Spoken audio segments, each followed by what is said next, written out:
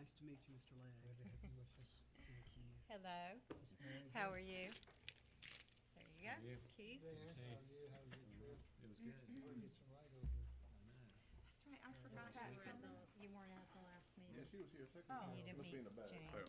Well, You I weren't didn't here. get out there Yeah. to meet you. She Yep. across the street cheating. I thought that was her Okay. car out front, but I guess it's not. Yeah, I he guess was it wasn't a Lincoln, doing it was a Chevy. officiating Get your hair did. the ball games. I got 4 inches Okay, cut I'm off, but that's it. probably Well, that's good. blanking. Oh, okay, all- go I to the, push the button to turn this on. Yeah, probably better in summertime. Audio, huh? right? no, It's just getting that's the raggedy. video. That's the video. The audio, go to the record recorder, yeah, yeah, Okay. yeah. Three. Go to the menu, go to the menu, go to the tools, go to options, and recording. And then, just, yeah, it's fine, thanks. And then you would just hit that to start. Okay, and are we videoing this meeting as well? Yeah, cause Okay. this will go on YouTube. So we'll stop and start in between. Mhm.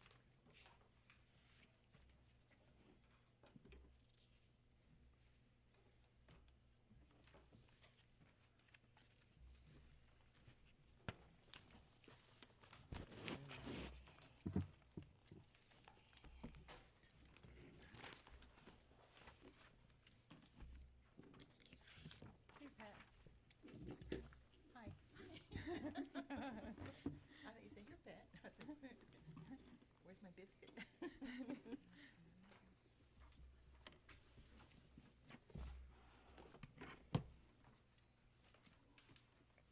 Was that you or me? What's that?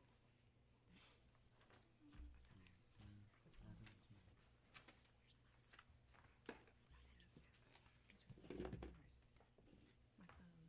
I thought I just had it. Where's the mirror? No.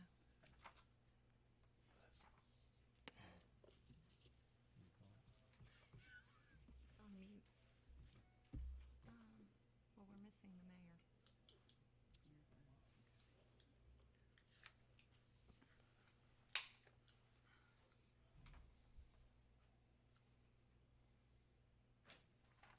Guess we can wait a minute for the mayor. Let me go look at this.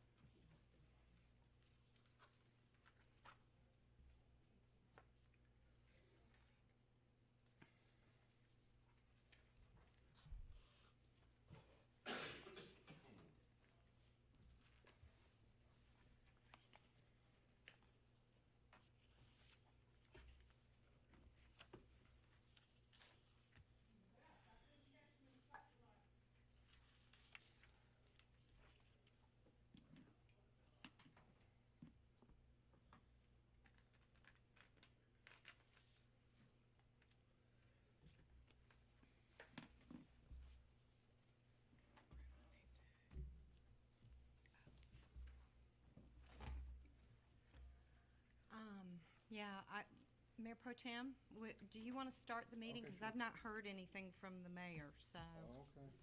I'm not sure We'll get the party started. if you wanted to go ahead and start it and then, We got somebody say invocation. Do we do invocations Jerry, on you work wanna say sessions? invocation? Okay, good, thank you. All right. Let's see, it's 5:05, call this meeting to order. Mayor Pro Tem Mahook Mills. We first got invocation led by Pledge of Allegiance. If all who can, please rise. Father, we thank you for the opportunity to gather here this evening to take care of the town's business. We pray, Lord, that you be with each and every one here tonight, that the decisions are made are best for our citizens and our town. We thank you for this beautiful weather and this is another beautiful day. We ask you to be with us as we go on our way after this meeting tonight. In your precious name we pray. Amen. I pledge allegiance to the flag of the United States of America and to the republic for which it stands, one nation, under God, indivisible, with liberty and justice for all. Thank you. We've got a short agenda for the workshop, and if there's no additions or deletions, can we get a motion to approve? Motion to approve. Second. All in favor, raise your right hand. All good. And I guess we'll start out with the sign ordinance first. That is correct, sir. Is that what you like? Okay. We'll Um, go to Chancellor McLaughlin, our planning supervisor. And before I begin, each one of you have, I did distribute a copy of the current sign ordinance. Commissioner Bedfellow felt it was a great idea as we start talking about certain sections, if you guys wanted to reference back to the existing sign ordinance, that would be beneficial. What I wanted to begin with is where we are now, to give you a brief history of some of the recent changes that we've made. Town of Hope Mills work session, we did one in March of last year. We did a follow-up work session on the 20th of that month. Commissioner Legg asked a question about was I expecting any decisions tonight? What I meant to basically say to him was that when we have these sessions, it could be accomplished in one session, or maybe a follow-up session where you guys want me to do more research, or I may have to come back with, let's say, whatever we present tonight, you guys may feel comfortable with me actually drafting the official legislation, but I need to bring that back to you as well. So it's very normal for us to have a couple of these sessions before you guys feel comfortable with me sending it to the county for adoption. So we had one on the 6th of March. We had another on the 20th of March of last year. And the four essential areas we focused on were sign heights, where we lowered the height to what is currently allowed at 30 feet. So even though we're talking about ground signs with this session, prior to this ordinance being adopted, we had no height restriction. So on the 20th, the previous board did approve us lowering the height to the current 30-foot restriction. We also talked about sandwich boards, where they are currently only allowed in the historic district along Trade Street. We talked about temporary banners, where in the one area that I think everybody in here wants us to regulate more aggressively are flag signs and temporary banners. In this current ordinance we approved temporary banners and flag signs only for a 2-week period of time associated with grand openings. I asked for that type of leniency because you do get some calls from new businesses coming into Hope Mills, and sometimes they are actually wanting to do some type of advertising. That type of issue I don't really have a problem with. It's just when someone wants to do one for a sale. You've been open 10 years, so it wouldn't apply to that. But under the current ordinance, we did make a change to allow temporary banners associated with grand openings, and we also tied in historical markers. This current ordinance was adopted on July 19th of 2017. Chancellor, right there, because the copy you just gave us says adopted October 20th, 2008. Well, that's just standard language when the actual ordinance, the actual town of Hope Mills zoning book ordinance was drafted. So the actual one that you see here hasn't been codified into that ordinance, so we keep that data at the bottom just to reference back to the zoning ordinance, even though this section of the zoning ordinance is on the town website and the county website as adopted on July 19th in terms of an amendment that you see But before those you. changes have been incorporated in here? The changes are in this copy, but the actual full zoning book that we have, it's about a couple hundred pages. They don't codify those so often. But they're in here. Yeah, yes, they are in here. Yeah, that was This my copy question, you too. have here is the amended ordinance, and this copy, as dated July 19th, is Okay. on our website as a standalone section. But at the bottom, when you see that date, that's the date the actual zoning ordinance itself. Now, I think we're going through codification now. Yeah, we're right smack dab in the middle of a massive codification of all of our ordinances. Currently, Attorney Hartzog and myself have had a lengthy phone conversation with MuniCode, and now we have distributed each ordinance that pertains to each department to the department heads for their review. And now they're making some changes and saying, you know, we need to add this or we need to do that. And so we're in the middle of that. apparently, we started this back up last year, and then, I'm not sure what happened over the winter, but somehow or another, the ball got dropped, and they weren't doing anything. And then in, I think it was February or March, I asked, the previous town clerk what was happening with it, and she, got with them, and they thought that we weren't interested in moving forward. I'm not exactly sure what all transpired, but we since picked the ball back up, and now we're a lot further along. So I'm hoping by this fall that we'll have everything ready to bring to you all. Okay. But it does take a while, but it's a situation where, this probably could have been done a couple of years ago, but for various different reasons, it was not done, so. But we're working on it. Yeah. So, Chancellor, a question, Mayor Pro Tem, I have a question. Absolutely. How would I know what the amendments are in this update? How would I know? Basically, the only way for you to know what the amendments were that were adopted Yeah. in July of last year is if I gave you a track changes version. But Okay. this doesn't imply, basically what you have in your hand is the current Okay. ordinance that we're enforcing right now that includes those changes. We didn't change that many sections of it. Okay. But it's pretty normal for us to have a codification of the overall ordinance that happens maybe once every 15 years. But in that period of time, we may have made a minor change to the subdivision ordinance, or this is our second change to the side ordinance. So they're not going to go back and recodify the entire zoning manual, but we'll have these individual amended and adopted ordinances on our website as standalone. Okay. So if someone does need to reference it, we ensure that they reference it from the most amended, updated, separate version, because if they're looking in this version and the overall zoning ordinance, that could cause some confusion. Yeah, it seemed like we could put some footnotes with revision dates or something at the bottom. They're on the county, under Yeah. pending ordinances. Yeah. It When you is. go to the county and you look up Hope Mills, they'll say Yeah. pending. Yeah, And and then they have it moving- adopted and amended. stuff Moving like that. forward with the codification, normally recodifications or updates are included. It depends on the municipality. You can do it every 6 months, which is expensive, or you can do it every year, which is not quite as expensive, or you can do it every 2 years. But you need to do it at least at a minimum every 2 to 5 years. Since I've been here, never it done has one. not, and I've been here 7 years, it has not been done. So, moving forward, we are not going to let that happen. So, once we get this recodification of all of our ordinances done, moving forward, we'll kind of, staff will determine,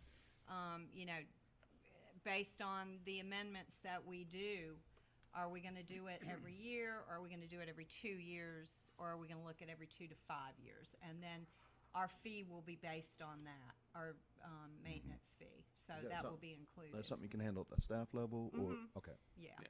Oh, yeah. And probably with the help of Attorney Hartzog, too. All right, I'll be quiet. I'm sorry. Now, with where we are now in terms of the new areas of focus, the town of Hope Mills Board of Commissioners directed staff to focus on the following areas: ground signs, materials, grace periods of compliance, and billboards. So that's what this particular presentation will center on today. In terms of the current regulations, freestanding signs or ground signs are suspended or supported by one or more upright anchor into the ground with no more than 30 inches of clearance from the bottom of the sign to the ground. The current height is 30 foot, which is what was approved in our current version, but you currently have setbacks that are tiered. If you have a sign that's between 0 and 5 feet in height, you have to set it back 5 feet. Between 5 and 15 feet in height, you have to set it back 10 feet. Between 15 and 30 feet in height, you have to set it back even further. But if you have a 20-foot setback that's enforced between a 3-foot and 15-foot tall sign when it's intersecting at two streets. but that's what's current. What I'm possibly proposing, because based on my feedback from the board, you guys want to move very close to ground signs in some capacity. So what I'm proposing, if the board would like to explore the possibilities of all freestanding signs being required as ground signs, this is a suggestion. I'm taking pretty much any feedback under advisement, but you can restrict sign heights based on an increase of this tiered approach. So instead of doing, you keep it at 0 to 5 feet for a 5-foot setback for your typical ground sign. But what you're doing now is, as that sign gets higher, you're having to push it back a little bit further. So between 5 and 10 feet in height, you have a 20-foot setback as opposed to a 10-foot setback. When you go from 10 feet to 30-foot height, you have a 35-foot setback as opposed to a 15-foot setback. I'm not sure if that accomplishes the goal of making all signs lower, but it does create a permanent lower height of a sign along the main 5-foot to 10-foot setback along a thoroughfare. But that's just my suggestion. If you guys wanted to move forward with this citywide, we would have to explore that as well. We'll get into the grace periods and things of that nature for something that's sweeping of a change. But this is something that I came up with as maybe a move in the right direction, but you guys will have to tell me if you want me to be a little bit more aggressive. Do we keep the tiered approach and push them back even further, or do we just basically lower it? What we did in the last amended, we just basically, there was no height restriction. We basically set a hard line at 30 feet. We could actually lower that, keep the tiered approach, but now that height, the total height is lower than 30 feet. There are options that you guys have. It's really up to you guys in terms of how aggressive you want us to get with respect to these ground signs. Madam Mayor, Yes, sir. Mayor, Yes, sir. welcome. Thank you. The 35-foot setback, Mr. McLaughlin, is that in any way going to possibly conflict with parking, costing an extra parking spot or two in the parking lots? That would have to be a very, very unique situation. 9 times out of 10, they could put a parking island or something like that to put it in. We would have to approach that as it presented itself, but I very seriously, you'd have to have some type of extremely small compromise piece of property where they would, if they had an issue of a sign compromising their parking, they're probably gonna have an issue meeting the parking requirement in general anyway. So I think it'd be very rare that a pole, literally, because that's all you're really talking about, or a ground sign would put someone out of compliance from parking regulations. So are we talking about a case-by-case scenario You mean in terms of the enforcement of them? for a 35-foot setback with a limit to where, excuse me, they may be able to have room to put a sign?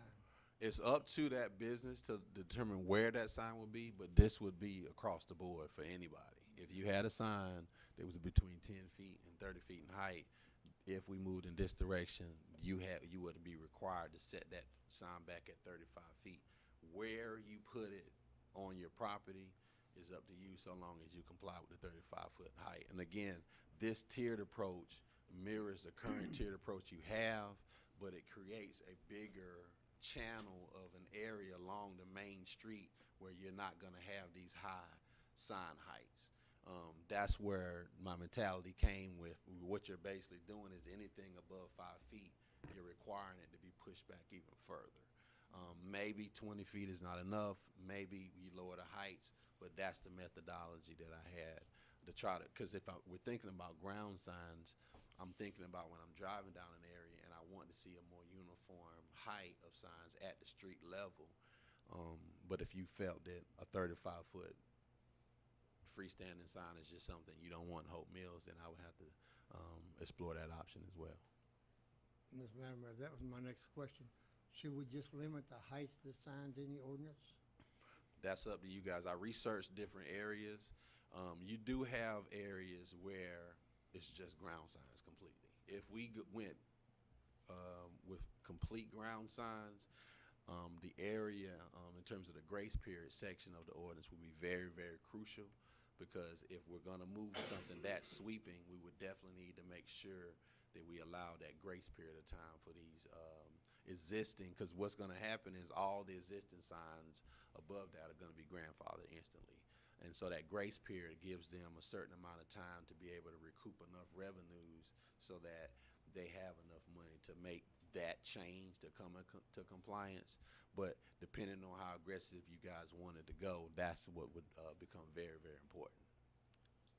Did you find that shopping plazas in other municipalities had a little more flexibility as far as height, since they're usually advertising for several businesses rather than I did find that. individual businesses? That's why I kind of put, if you look at that top sign, that's more of a sign for a shopping center. I think it would be. We have one like that that has a ground sign underneath it as well. Yeah, I agree. In our So it's really up to you guys. Pinehurst has a lot of that leniency, especially when we get to the section of materials.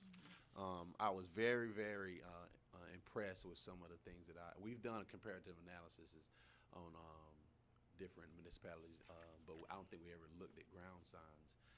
I didn't think I was going to be able to find anything that actually limited materials and colors, and I was very impressed. So I definitely want to impress upon you guys, pretty much as long as we're not regulating content, we can go in any direction you guys want, so long as it addresses the needs of the citizens of Hope Mills. Should we not, if you're gonna go to a ground sign, shouldn't it be uniform then as far as where that ground sign is located?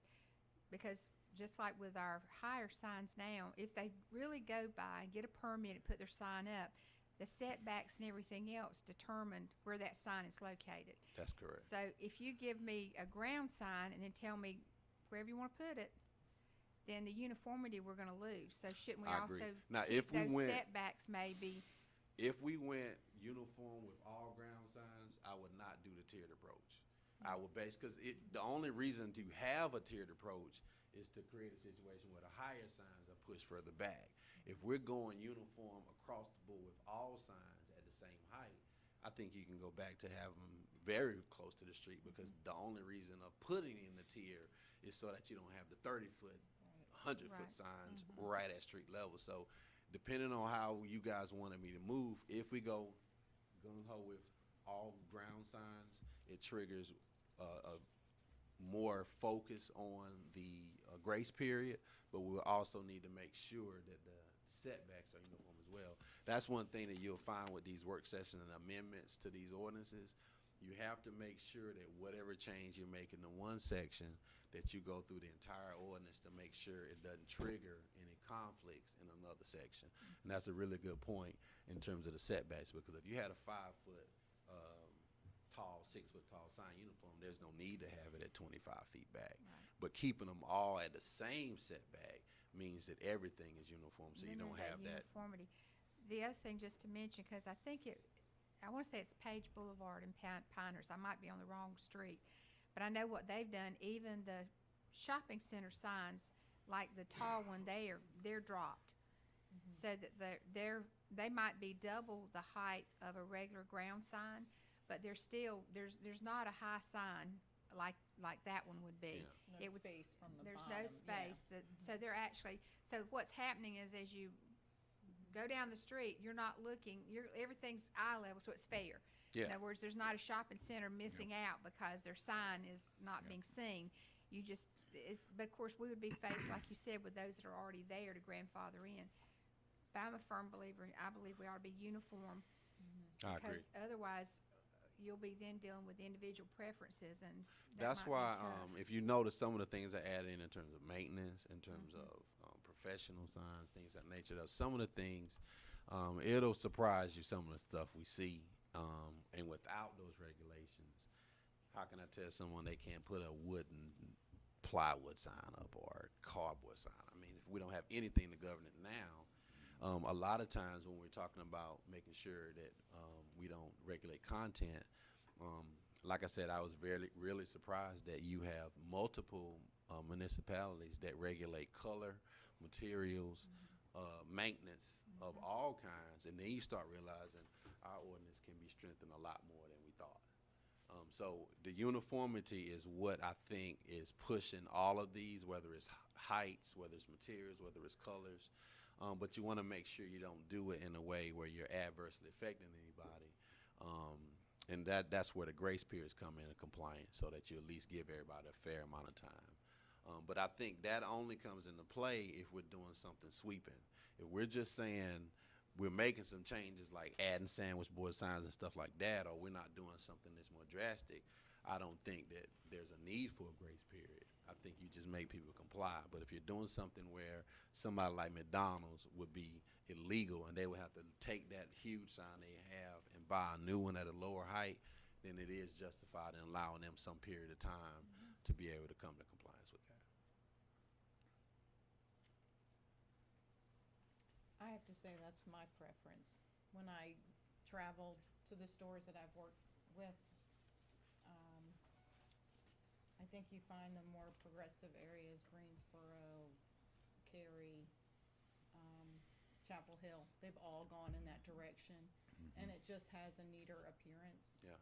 And not so busy. And they still have telephone poles like we have, things like that, but you just don't notice it as much as you do when you It have would be all that very hodgepodge. difficult for a developer to argue with me that his business is completely compromised because we're requiring him to do a ground sign. Well, you're seeing every municipality that I looked up had these restrictions. Yeah. Almost all of them. I think ours was in the That's dark why I said age. I In was the dark age it was compared to the other really ones. really eye-opening at how much, because we always play with this balance of enforcing or being more aggressive without adversely affecting businesses. And sometimes you find yourself being a little gun shy, thinking that we can't do this, and then you start researching other municipalities, and you find out you can be a lot more aggressive than we thought. In terms of current regulations, there are no regulations that address materials for signs. Staff researched and found several municipalities that come up with the following. We can require all signs tied to the same development in terms of retail center, shopping center, be of similar graphic character, be harmonious in color and material, and be compatible with a unifying architectural theme of the buildings on site. We can make recommendations on lettering and design. Require all lettering on signs for a business complex, retail center, or shopping center being the same similar size, color, and graphic style.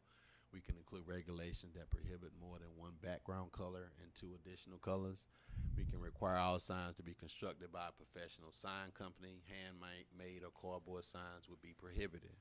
We could also make sign colors uniform between ground signs and wall signs. The current ordinance allows each individual business to have 2 signs, an attached sign to the wall and a sign that's a freestanding sign at the street. So let's say we went ground.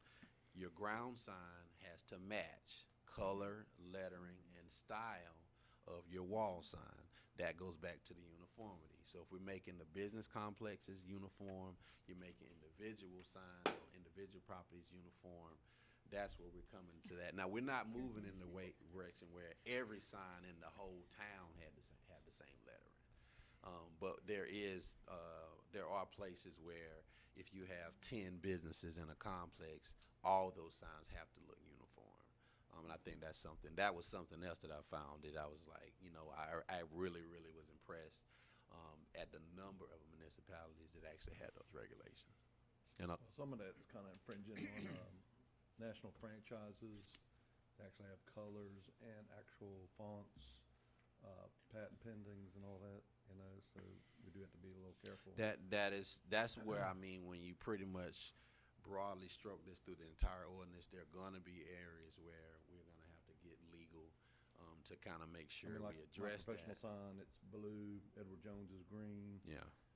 because those are the colors of the firms but we do have a lowered sign that's professional that's looking, right. but we do have different colors because And fonts are different, because some have certain signature fonts, like Kohl's. You think of Kohl's and it has a certain font Yeah. to it. And McDonald's, And Cold logos. Stone. Yeah. Yeah. I Yeah. don't see a problem with having that. I just, Madam Mayor, Yes, sir. I don't want to get into the position where we force small businesses out because of having to pay such an expensive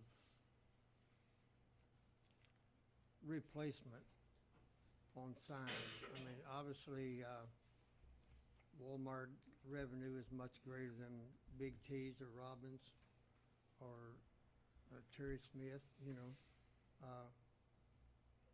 I don't want to get in a place where we put so much pressure on them they can't afford to put a sign out. I agree with that 100%. That's why I said a lot of times you're trying to create that balance, and I go into great detail with the grace period. I did do a lot of research with the School of Government, and there's a technical term for it, and there's a typical grace period of time that across the state is typically utilized. But we'll get into that as well, because that is a main goal too. With any legislation we do, whether it's sidewalks, whether it's signs or what, we want to make sure that, because you're right, the big corporations can make these changes a little easier than your small mom and pop store. So we don't want to do anything that runs them out of business, but we want to be realistic and trying to push for the uniform nature of what we're trying to do with our signs. Yeah, there's a lot of pros and cons in this. You know, with the lowered signs, I'm all for the lowered signs, but you also have, you know, flooding situations. You have car accidents. You have graffiti issues. Yeah. That higher signs don't lend themselves to all the time. Now, I will say the setbacks that you have for the signs are typically factoring in sight triangles and things of that nature. That's where you have to get technical from an engineering standpoint and a public safety standpoint. If you notice in our current ordinance, it says that if you had a sign between a certain height at a two-crossing intersection, it kicks in a 20-foot setback. So there are things that we can do to make sure that that ground sign, because that ground sign sitting at 5 feet is great, but if I'm in a car sitting down and I allow them at street level, that's going to become a problem. So even if we do go with officially with ground signs, we still need to have a setback in place that allows them to be visible but does not obstruct intersection and things like Ms. that. Adams, did you have a comment? I did. I think one of the concerns that I've heard from a couple of you as far as like the materials, I think what could be accomplished instead of regulating colors and font is just simply requiring that a sign be made by a professional sign company. I think that would, because there's been some concern about some hand-painted signs that have been stuck up. That would eliminate that problem, and then you're not dictating, you know, what color they can use, or it just simply has to be made by a professional sign company. And a small business can afford that. Yeah, and we have a professional sign maker in Hope Mills, and then there's several in Fayetteville that, you know, I feel confident that you could get one made professionally. And then if we find that that doesn't work and that isn't accomplishing the goals, then perhaps we could come back and look at regulating, you know, a little bit more as far as colors and font and, you know, that kind of thing. Don't you think the housing of the sign should coordinate with the building that it's going with, though? I mean, instead of it just being on two by fours or two white, you know, maintenance-free boards. If they're in a stucco building, then the housing around it should be stucco to match. Right. The Yeah, sign. you could make That's the that architectural uniform. style. Yeah. Yeah. Yep. But then you're not regulating, you Not know. the sign color. itself, but Right. the housing of it needs to coordinate with the building it's pertaining with. Do you want to? Yeah, just Chime in? on the thought of requiring a sign to be made by a professional company, that I would need to look into that, because that could constitute a restraint on, you know, trade. If someone says, well, I can make my own sign just as well as a sign company can, and we say, no, you're required to go to a business to pay to make your sign, that Right. could be an issue that I would want to look into before we put that regulation in place. I know that Okay. Fayetteville has something in place Yeah. because I have a friend who owns a commercial Yeah. place, and they took a banner There's a and they couple. framed it out, and they made them take it down because it was a Fayetteville has banner, it that, I was think not. Pinehurst has that. Yeah, there's Pinehurst has several of it. them There's that a have couple of places It, that, it may be I- fine, it's just. Yeah. that do regulate Yeah. that you have to have it made professionally, but we can, you can research I it. can look at it. Okay. It may be totally fine. I just need to look at it. Next, we have maintenance, which is another crucial area. The goal is to ensure that all signs are maintained in an attractive and safe manner.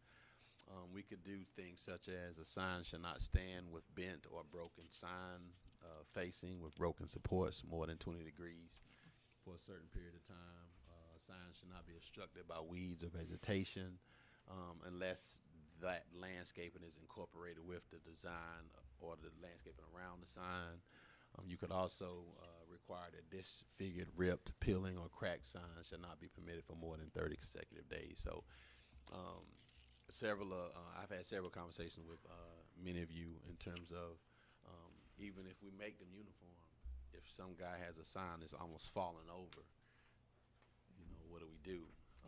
And this is another section where I was really surprised at how many municipalities had these regulations in place, and this is just more of maintaining anything. There are minimum housing standards on houses. So, you know, I don't think this would be that big of an issue. This is not something that I feel would cause any detrimental effects on a small business. A small business would need to keep their sign in pretty good condition, just like anyone else. So I don't think this would be an issue. Now, in terms of the grace periods, amortization is typically a term tied to gradually reducing a loan or fund balance as it relates to finance. But with respect to land use, amortization is the legal term that we apply to grace periods that allow for a non-conforming structure, if we went with ground signs, to come into compliance. So what I found out is that the landowner is allowed through this process to keep their nonconformity long enough to have a realistic time period to recoup their investment. This plan allows for them to have an orderly transition into the new requirements. They will then be required to come into compliance with the new standards following this grace period. Our current regulations require removal of non-conforming signs that have been abandoned or destroyed, but that's as far as we take it. Early history of zoning, it was thought that these types of provisions would be eventually eliminate grandfather uses, but over time we've realized that that's not aggressive enough. We looked and researched with the School of Government, and they did a study on 117 municipalities, and the average period ranges from 3 to 5 years. Now, official amortization is something very, very technical, and it's done at the state level, almost like donut hole annexations. So these municipalities are not officially doing amortization, but they're using that methodology to come up with a realistic grace period of about 3 to 5 years if they're doing sweeping changes to their ordinances to allow that small business. That's what I was talking about earlier, Commissioner Legg. If you have a small business that's going to be really, really negatively impacted by this, 3 to 5 years is the average. If you guys wanted to make that a little bit more longer, that's up to you guys. But that period is meant to allow that small business to have some revenue coming in so that to comply with that new regulation, it wouldn't be that big of a hit. Something I've never understood on the local level is why we don't have effective dates at the state and federal level. They pass new laws, and the effective date may be the beginning of next year, beginning of 2 years from now. And I guess this is the way the local municipalities work around that. My understanding, at least from my previous term, is that anything we do up here has to be effective immediately, whereas ridiculous in some cases, such as this. Yeah, I think some of the changes, like we're talking about sidewalks, that's immediate. Any new thing that comes in, you got to put in sidewalks. Stuff like this. Grandfathered entities should be given a grace period. That's what this really falls into, because the minute we go live with this change, any new business has to comply immediately. This amortization period applies to any use that's existing that becomes grandfathered the minute this happened. Like I said, in the history of it, a lot of us in this profession felt that putting regulations like grandfather clause that says if it's destroyed, you have to comply, or if it's altered more than 50%, you have to comply. There was a period where we thought that that was enough. And as with anything, you start finding out trends change, and you start finding out this really needs to be a little bit more aggressive. But while you're being aggressive, you have to make sure you take into consideration the small businesses. And just from the study the School of Government did, they found that 3 to 5 years statewide is your average. That doesn't mean that you couldn't go lower than 3 years. It doesn't mean that you couldn't go higher than 5.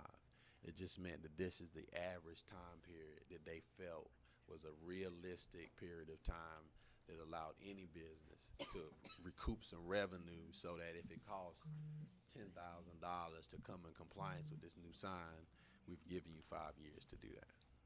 And even with new businesses, we're gonna have to define what is a new business. You know, we've already approved their site plan, and then we approve the sign ordinance the next week. Are they grandfathered? Technically, I'll give the sidewalk example. When we approved our sidewalk ordinance, any subdivision that was approved prior to the ordinance is grandfathered. Or site plan? This is where it gets tricky.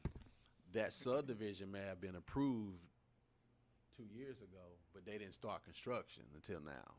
So to the general public, they see a new subdivision, and they're calling, why don't they have sidewalks? Because the date of the approval of that subdivision was prior to the adoption of the change. If someone comes in the very next day after that adopted amendment, he got to give me some sidewalks. So that's how this works. If you adopted this today, and this was a ordinance from the planning board, and you're adopting it today, a new sign comes in tomorrow, they have to comply. But someone they received their permit last week, then there are grace periods in place where they aren't required, because at the time of their approval, this was not in place. But they'd have 3 to 5 years to get in. But they would have compliance. 3 to 5 Why wouldn't they years go to ahead come and into do it? compliance. Because Yes. they would have to turn around and That's do a it. really, really good point. Because if I'm a new business and I got approved for a sign, I hadn't even put it up yet, and you're telling me it now has to be a ground sign, it's a gamble. I can spend some money to put up the 30-foot sign now and come right back in 5 years when Chancellor's making you lower it, or I can just do the ground sign now. But that's part of us still doing those systems of checks and balances. There's no one change in an ordinance is not going to have to trigger some other amendment to make sure that ordinance change doesn't cause a conflict. So we have to do that as well. So no matter what you guys direct me to do, I have to comb through this entire ordinance to make sure that this change doesn't negatively impact a different section of the ordinance. Now, billboards. I don't have any research on this. I put it on the agenda because that's a topic that I think we're all kind of wanting to see some type of regulation.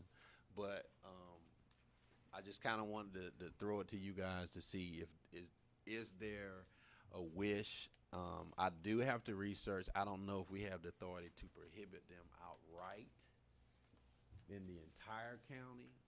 But I do know if you look at page 11 of your sign ordinance, the bottom of page 11 and the beginning of page 12,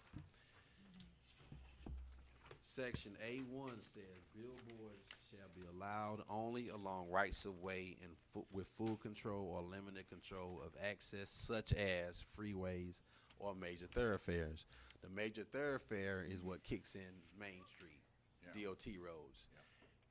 I honestly think that this language being in there, you guys have the authority, and I would have to lean on Dan for this, just to restrict them to just freeways, meaning that you're not outlawing them in the entire city, but you're keeping them on the outskirts. I think most of the issues that people have with billboards is seeing one right down the middle of the central core of our commercial district while we're moving to ground time. Correct.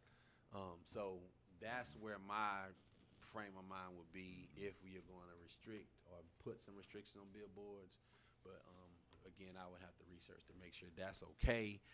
I don't know if we can move forward with eliminating them in the entire town, but I do think it would be a good practice to kind of push them further towards the outskirts of the town where they're not visible in areas that we're trying to to create a certain character with respect to signs. Madam Mayor. Yes, sir. Chancellor, on billboards, you didn't research any of the other municipalities in Cumberland County? Not in Cumberland County now. Pinehurst has a very aggressive one. Yeah. They have So an does Cary. amortization period for the billboard, so I do think we can be aggressive in them. I didn't find anything that said. I think Pinehurst said that after that period, you had to either. I don't know if they made you take it down or not, but they didn't outright just say they're eliminated. You got to take it down. So there's some. I just wanted to kind of get a feel on what direction you guys wanted me to go. Are you trying to get rid of them completely? Are you trying to kind of massage them out of certain areas? Are you trying to prohibit them in commercial districts along Main Street? What is the pulse that you guys have with respect to your issues with billboards? I personally would like them all gone. I I mean, I agree. think that they belong out by 95, but near our neighborhoods and our stores, You want them on freeways? yeah, near 95, not near 162, but near 95, Okay. where you think of billboards as highway signage, not in-town signage. And I think you would just take out the major thoroughfare section. I know. Because That's what I was looking at 162 too. would be considered a major thorough. That's my point. So, then you're right Just there say in Main Street interstate. again. Because I honestly Yeah. think if we're going to Interstate. move in a direction of, interstate. Interstate. Interstate. Yeah. if we're moving in the direction of uniform ground signs, Just a- this is a no-brainer. I mean, you're Or Well, would they basically, that parallel would each that other. affect Yeah. 295 though? Doing just interstate, then are we gonna be Well, it's going to support 295, I-295, by just doing that. on 295, but I'm talking once you get Yeah. off of 295, then what are you gonna do? I'm not going to have any billboards. yeah. I mean, Well, I mean, 295, that's what we're saying, we'd have to address that. 295, It goes to 295 ground will be signs. covered under the freeway section. It goes to ground signs. Yes, yes, you're Yeah. gonna need it on the highways, absolutely, or by the exits of the 295 and 95, but once you get off, do we want to have them? Your interchanges is where you're going to mainly have your Yeah. billboards anyway, your major interchanges. But they parallel each other though, Chancellor. If you're moving one way, you're bringing the ground signs with it. Well, my point is, in order to do ground signs outright, we would have to put a section that says as outlined in the billboard section. Well, so reference. that we're not saying a billboard has to be a ground sign. We're just putting a clause in No, it. it's a reference. That's my point. Yeah, You're putting it's a a clause in the ground Yeah. sign section that says except for billboards, Big and when you low get to the ground sign. billboard section, you take out the major thoroughfares and you keep it in freeways. The freeway language covers 295 at a future date, Yeah. so you can have them along that new corridor they're doing. You just couldn't have it on 162, Main Street, Golfview, all these DOT state roads, because some people may consider those to be major thoroughfares, and that's how we got them. So my whole thing is, it's a conflict if we're not addressing this while we're putting regulation that require ground signs on Main Street, and then somebody can plop a billboard on Main Street. Right, Exactly. correct. I personally believe that billboard signs are eyesore for a town. We go out and put ground signs up to beautify the entrance to the towns, and then the next thing you see is a big billboard. And I just have a problem with that, billboards. And like I said, if we're talking about lowering signs, that's the biggest type of sign known of any kind. Another thing, not to pivot from billboards, but another thing I didn't put in this ordinance that I just have to put in here is I want to get authorization from you guys to possibly allow me to put language in place to fine multiple and habitual violators. We currently have one code enforcement officer. I assist myself. Our stormwater staff assists with doing sign sweeps every Friday, every other Friday. We're taking down about 60 every time. And this is a specific instance that happened where a Friday we took down about 60 signs. The following Monday, there are 20 signs at about 12 feet in height, drilled and bolted to wooden light poles. And you don't want to see me in a bow tie standing on top of a truck trying to saw down a sign. But that's ultimately because a notice or a complaint comes in, we have to take it down. But what we're having to go through to take it down and the frequency of the same guy coming right back. I did talk to the county and other municipalities.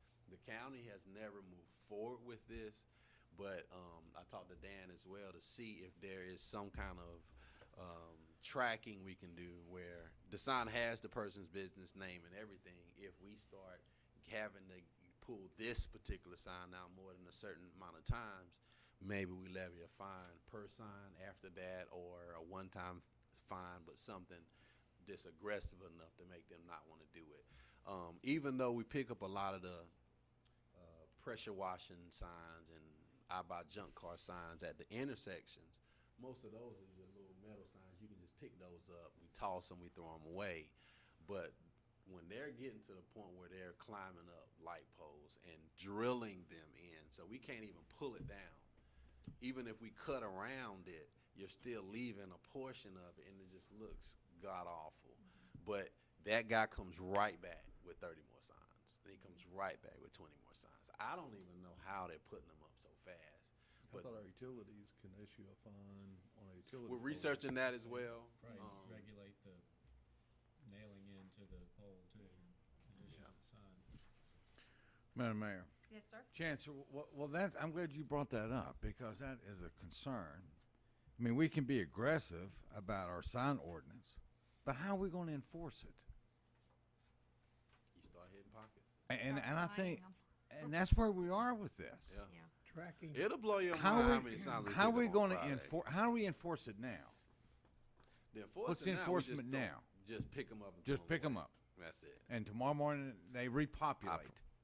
It will blow your Oh, mind. I know. I watched Big Lots put out 6 this weekend. They repopulate, Chancellor. Oh, I mean, in fact, For they a come one-day back sale. within hours. Even with respect to this work session here, the number of mail-outs I had to do a month ago, the number of mail-outs I Yeah. had to do 3 weeks ago, and then those were. And I'm dealing with the portable signs. The guy that has a property 50 feet and he brings this portable thing and puts it out the street every day, or the flag signs.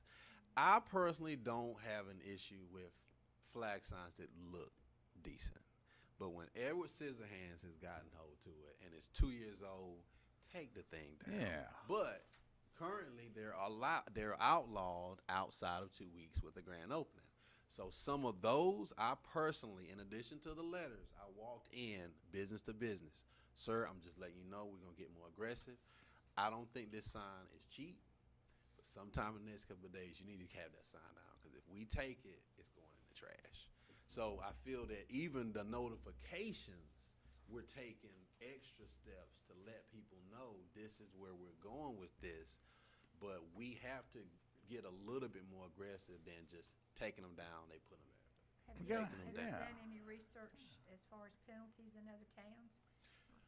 This is something where in the last couple days, this is where this all went nuclear, because there's a certain sign that's up now. I don't know if did Tyler and Beth, Yeah, were they they got able to 'em get, down. they were able to get them down, but over the weekend, we get to work pulled ours today, down. and it's 20 of them. And I mean, I drove by before this Gary work buys session. cars or something like Is it that. orange? So yeah. Yeah, got a Plaster. brownish orange, yeah.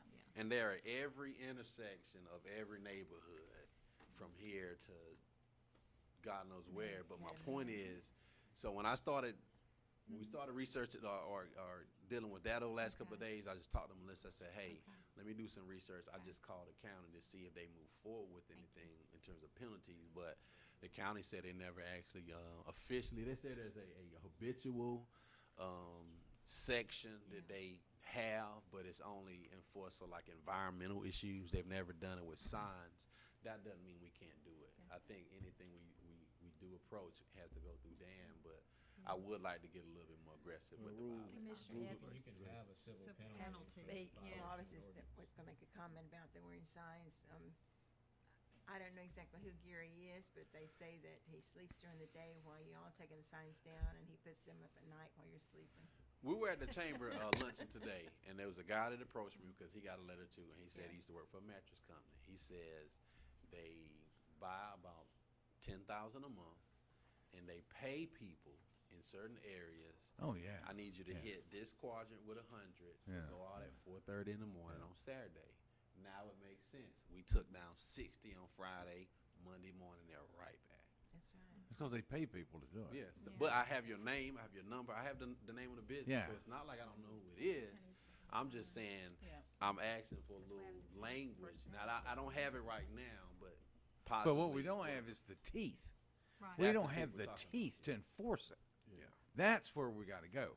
yeah. Well, even with the civil Rules without penalties, repercussions. and That's not where worth we the have It's to just go. a treadmill. Until someone That's what gets you hit got to with a bring us fine. back. At least Well, that's, if we that's, can do a fine, I'm all for it. I don't know, is that the consensus of the board is They- to they start could- research we on would the have- penalties? If Oh, we yeah. go, if have we to go essentially something take them similar for it, to, correct? Yes. if you give them a Civil- written order, Civil fine, yeah. I've got to take this sign down. Who has time to sit? And when you come back, that sign's back up. For every sign he put up, It's a he's assessed a penalty. Some of the stuff I researched, you could do, because for our code violations, after 30 days, it's $500. You hit 'em I've in their seen, pocketbook, it'll I probably. wouldn't yeah, hit 'em for I've 30 seen, days. I'd give some 'em- people say you could possibly Yeah, fine them 30 per days. sign, 5 days. Yeah. after Yeah. a certain period of time. 5 days at the most. not I'm just 30. saying, what I'm asking for is the authority or the green light to research Oh, well, you have that. getting some. I think teeth you to have these that. ordinances. Dan, can you research that for Yeah, us? I'll help with that. And the other thing you could do is make each day a continuing violation, so each day that the sign is up is a separate fine. Even if it's a new sign? Once Well, he gets the each new notice to sign would be remove. a new violation, but, every day that it's up is a fine. So if someone puts up a sign and it's there for 5 days, if you've got an ordinance in place that has specific criminal or civil penalty provision to it, then you can make it a continuing violation, as long as you have that in the ordinance. And we would just go to that section and add, Yeah, so we language basically, that what we ties need to to do is signs. craft a penalty section to the Yeah. sign ordinance and say violation of this ordinance is Yep. a. Yep, yep. And I got, I will And you say can do it that up to that Yep. the one that was in my neighborhood, because I was one of the people that did the front entrance of the neighborhood, I had 17 calls over that one sign. No one could reach it. And finally, Kathy Vangel jumped up, brought a ladder down there and a rake and ripped it down herself in the middle of the afternoon because she just couldn't take it anymore.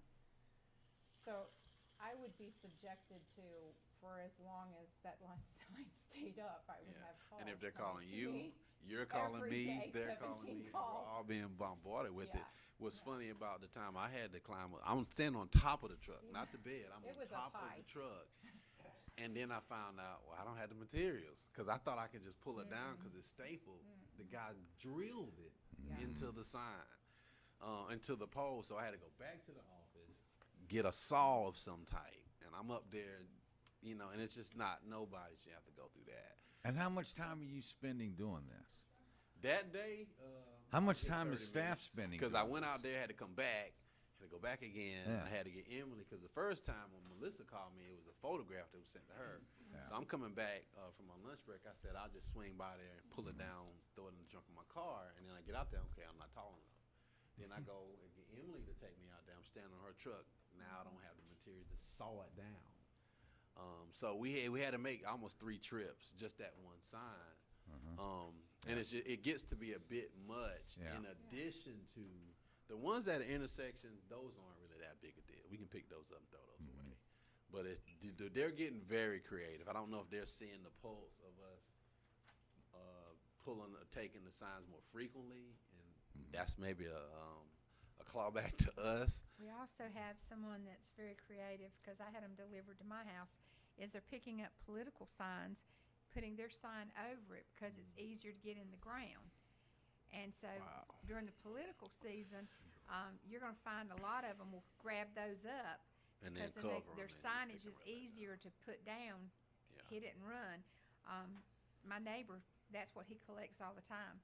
And it's amazing the number that he has brought to me that are, and the reason he's bringing them is to show that the political signs either weren't picked up or they were picked up and somebody used as then something else. grabbed a hold of them. And it's all races. It's not just one Yeah. particular race, but that again that's a good base for a sign. So I think they're just, until we put some meat into it, what's gonna happen is they know you're gonna pick them up, but they know they can put another one down, Yeah.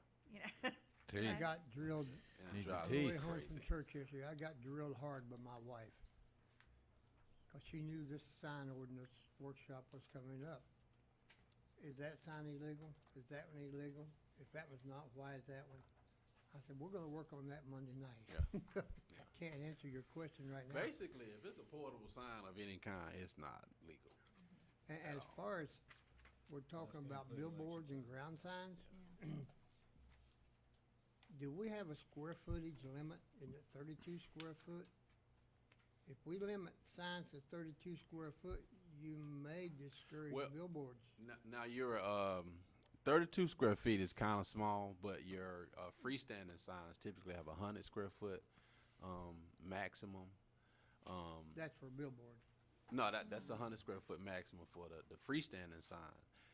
Your ground sign is a freestanding sign, so I would also probably need to make sure that if we're lowering the height, to make sure there's a realistic size. If the size needs to be lowered, we can't lower it down so much as to where we're hitting them with the height and the size where you can't see it. But I do realize that scale-wise, if you're lowering a 30-foot sign that has a 100 square foot max down to about 6 feet, the size of it probably does realistically need to come down a little bit. So I'll research that as well. So Because you we've, gotta realize, that's 2.5 sheets of plywood one direction, 2.5 sheets of plywood another direction. That's a big area.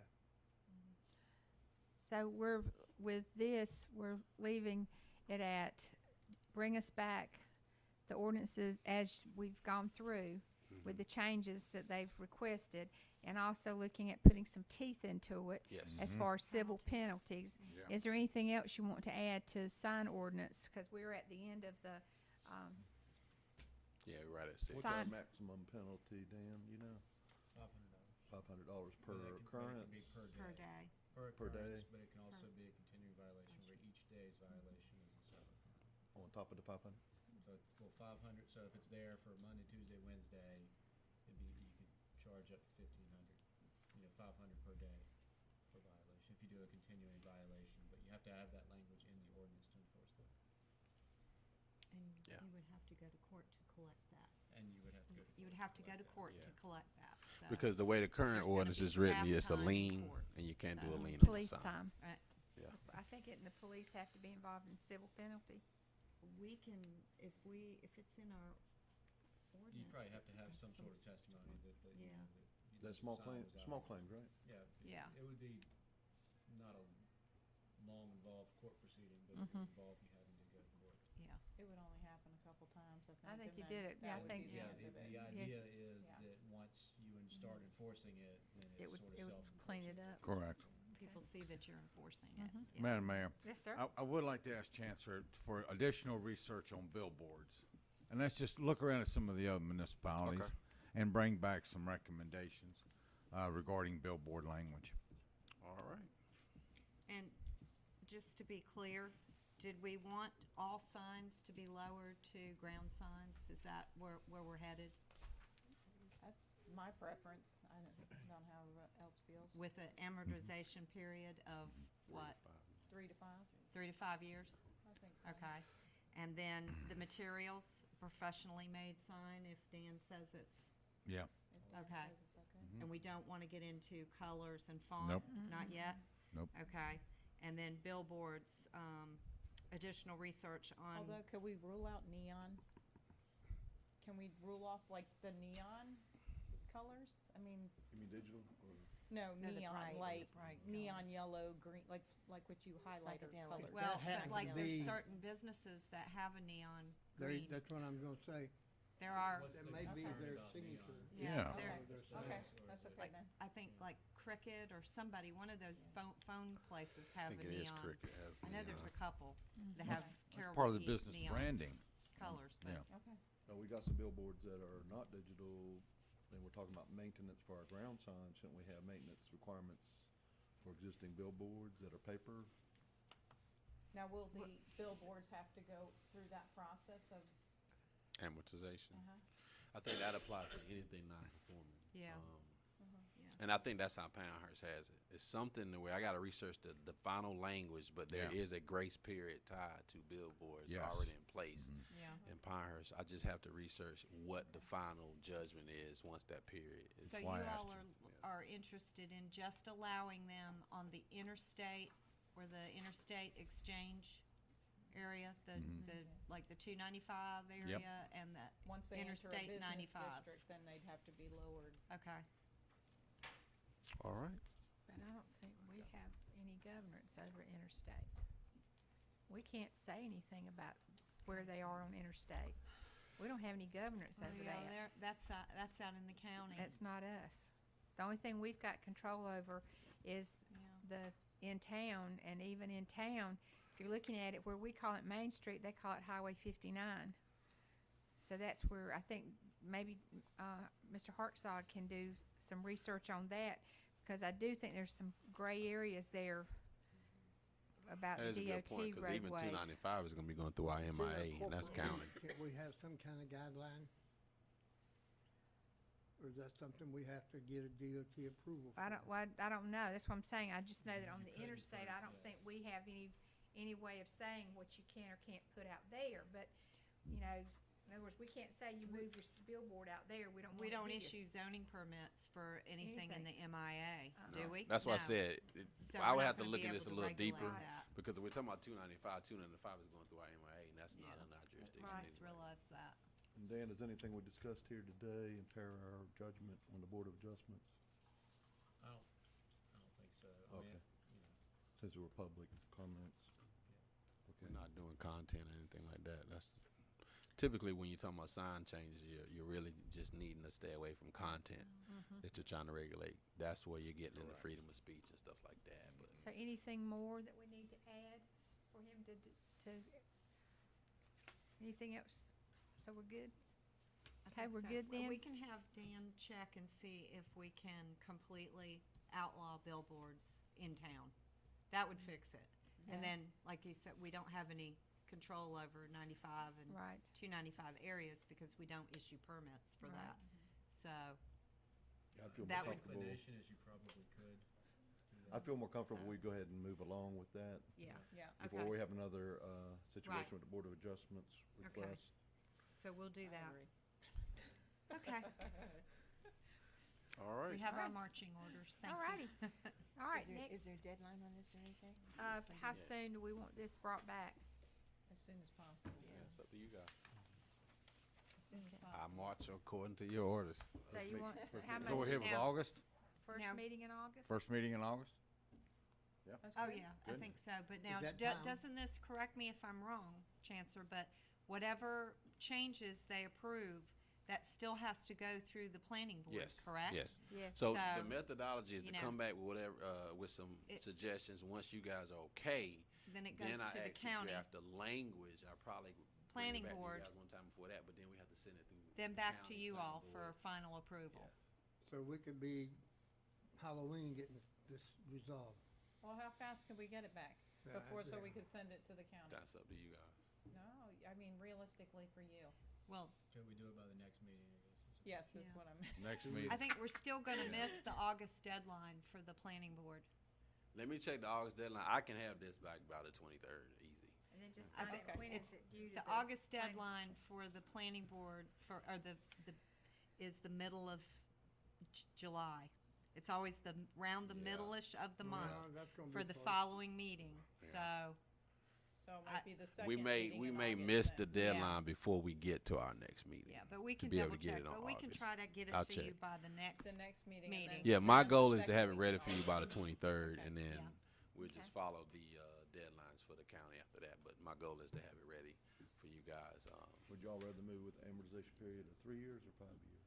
3 to 5 is what. 3 to 5? How 3 do to you- 5 is what, I thought that's what I How heard. do you I do would 3 to 5? I would probably push you Alright. guys to make 1 year, because Three- and when the 3-year period hits, when it says 3 to 5, that's gonna be a nightmare Yeah, for Okay. me Yeah. in terms of you need a a time business certain. that wants Certain 4 time, years. yeah. The sooner the 3 to better. 5 Can is we go with average, but if three? you guys wanted to say Are you 3, all 4, or comfortable with 5, I three? think it's up to you. I'm, I am. I'm good with 3. 3 is good. 3, Okay, 3 years. That's a long time. Not really. Yeah, that's what I Not for mom and It's not. pop. I can tell you. that's yeah. I can tell you, it's not. And for me, I just use myself.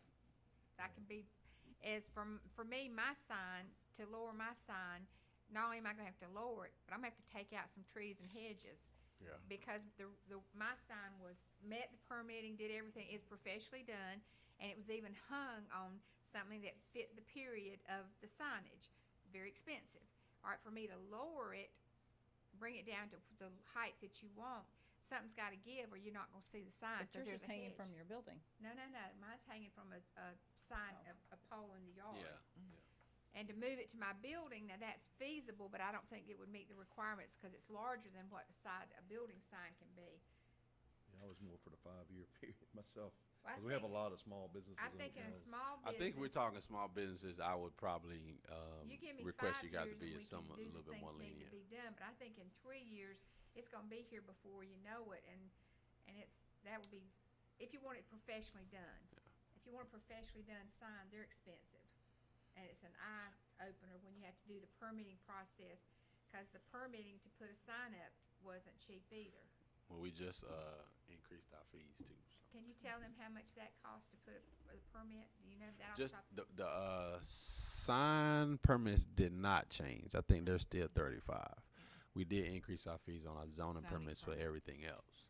Well, Well, there's it also- seems if they're coming into compliance, you would waive their fee for the permit. I mean, they're already No, an existing.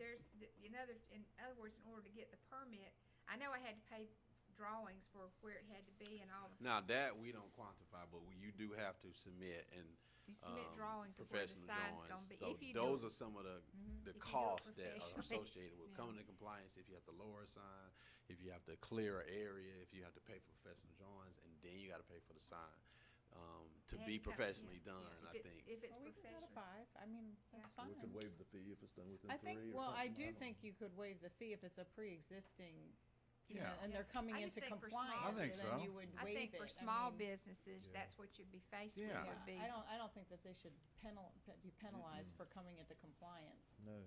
We hold the 3. Waive, and then waive it, case by case. What now? Why don't we just change it to 5 then? You couldn't, if That- you do 3, three. you gotta enforce Make- it across the board. You Yeah. can't. You can't I would say- rather go 5 then and enforce it across the board. Let's go Okay. 5. And I give think that mom and one- pop let's go 5. businesses. I also their like 5% to Commissioner that. Lawson's approach. 5 years, waive the fees if you're grandfathered in. That gives more incentive, or at least tells us we're trying to meet someone in the middle by waiving those fees, even though they're not high. Okay. We're saying if you're coming into Right. compliance. If Now, you're if you're having it new, yeah, if you you're have having it to. professionally done. If you're Yeah. meeting the requirements, then 5 years will be good. Because by then, you're gonna have time to get the sign redone and whatever other land things you have to do. Do we have consensus of that? Is it Switch it to 5 5 good? years Okay. instead of 3? All righty. Yeah. Good job. Alrighty. All right. All right, now we're ready to move to our next item for ordinances. And that Yes. would be Proposed. looking at food trucks. All right.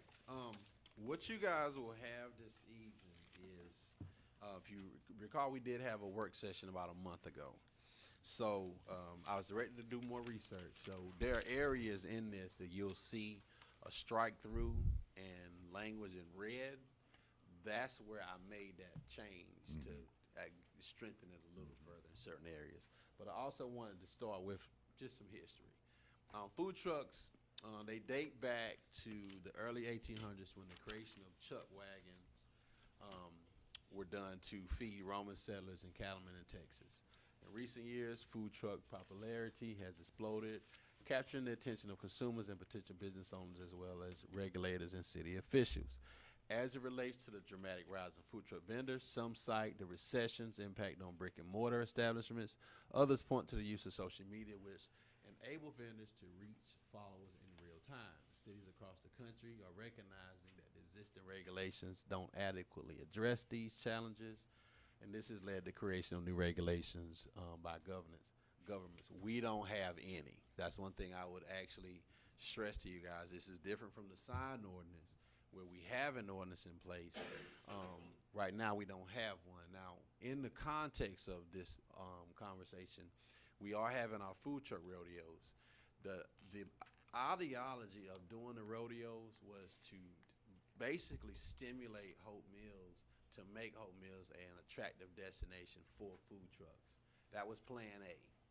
Well, phase one. Phase two would be once we actually started to see food trucks wanting to come here, in addition to the rodeos, just on a Tuesday or a Wednesday during lunch, then we needed to have ordinance regulations in place so they can be properly regulated. Distances from residential areas, distances from existing businesses.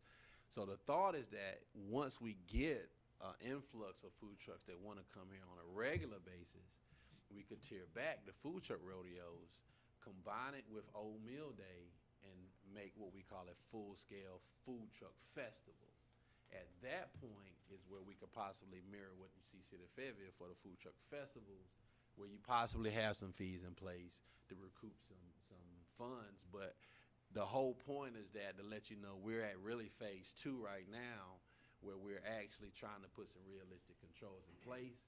But we're trying to make sure, just like what we're saying about the small businesses with the signs, we want to make sure we don't put regulations in place to adversely affect their ability to operate in Town of Hope Mills. In terms of the definition, this is pretty much standard across the board. They define as licensed mobile and motorized vehicle units that are temporarily utilized on a privately owned piece of property where food items are sold to the general public. The possible districts are the same as the last presentation: commercial districts, industrial districts, and mixed-use districts. Now, in terms of regulations, this is what I said. You'll see areas where I kept them the same, and in certain areas where I changed them. The property would still have to have a primary use. You would still prohibit sales while parked on a public street unless it's tied to a public event conducted by us. The capacity will remain the same, and this is all tiered. This mirrors Fayetteville's ordinance a great deal, but I strengthened it a little bit more. So the capacity, the 2 food trucks allowed on a parcel less than a half acre is still in place. You would still allow 3 food trucks on parcels between a half acre and 1 acre, and you would allow 4 food trucks on a parcel over 1 acre. I scratched through a special events portion because I have a special outdoor event section at the end of this particular this presentation. Temporary outdoor seating is still in place, allowed only on the lots of 1 acre or more. The distance requirements were massaged. They were originally 150 feet from existing restaurant. I've massaged that to 200 feet. The 50 feet from another food truck is still in place. The 20 feet from any fire hydrant was increased to 40. The 20 feet from any sidewalk or driveway was increased to 40. And the 150 feet from a residential district was increased to 200. Continuing with the regulations or possible regulations, you would still have to have authorization from a property owner, and that cannot be used to circumvent distance requirements. The parking would still be the same. The location must be physically marked, and you cannot impede or block other existing parking areas. I massaged the hours of operation. Originally, it was 7 a.m. to 4 a.m. Now I'm moving from 8 a.m. to midnight. But if you are at that threshold of your at that location, 200 feet from a residential dwelling, the hours go from 8 o'clock to 9 p.m. Freestanding sandwich board signs are still allowed, but only within permitted areas, not to exceed 20 square feet in size. A lot of these sandwich board signs, these food trucks use them for their menus. Some people have them actually on the truck, but some of them will have a small sandwich board sign sitting out in front of the truck just to kind of make the menu more visible. These are new. Number 10, the food truck service window would have to be placed away from the driving lanes to prevent public safety issues. If you look at this photograph, the big one, if you notice, the line in the window is facing the interior. So if you're on a thoroughfare, which we wouldn't allow anyway, but you couldn't turn that truck in a way where the line would be in the street. But let's say you're in a parking lot, then that actual window will have to be turned in a manner where your line is not basically forcing people to cross over the lanes that traffic will be driving in, and you can't So you have to do it, and that's where the site plan would come into play, where we would look for that, but that's where that regulation's put in place. I wanted to do outdoor events as a possible avenue, because we do have events like ours. Let's say that a business wanted to do a rodeo. How can we do that in a way that allow them to be regulated under our current outdoor event ordinance, which we're going to trigger, we're going to strengthen a little bit, but in a way that allowed them to still have these rodeos in a way that still regulated them. You would still have to have an outdoor event permit through the sketch plan process as what you would have to have now.